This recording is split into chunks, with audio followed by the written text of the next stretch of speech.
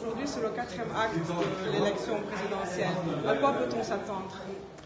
Malheureusement, je crois qu'on va s'attendre au même scénario qui avait eu lieu les 3 fois précédentes, c'est-à-dire trouver une facilité de la part du système à briser le quorum et à voter avec des feuilles blanches, c'est-à-dire trouver une facilité à aller dans le vide.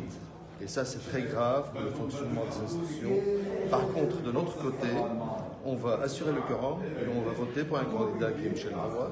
Et on appelle l'opposition à se rassembler, à s'unir et à élire un candidat pour faire face au système qui cherche le désordre, qui cherche le vide présidentiel.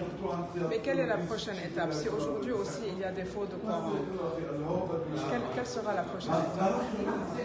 Que peut-on faire d'autre que d'assister soi-même? Notre responsabilité, c'est d'assister, d'être présent, d'assurer le quorum, de voter pour un candidat et d'appeler l'opposition à s'unir à nous. Je ne sais pas quelles seront les prochaines étapes parce que ça ne dépend pas de nous. Ça dépend des députés du système qui, comme je l'ai dit, se trouvent une grande facilité à aller vers le vide qui est particulièrement grave au niveau du fonctionnement des institutions. Il se dit que le président Bellé va convoquer à des réunions de dialogue après. Est-ce que vous pensez que c'est la solution pour débloquer la situation? On verra le moment venu quand il convoque, d'une part. De notre part, une élection, c'est une élection. Ce n'est pas un accord. C'est une élection, c'est ça le cœur de la démocratie. Et le Parlement libanais est vraiment l'endroit où cette démocratie devrait s'exprimer.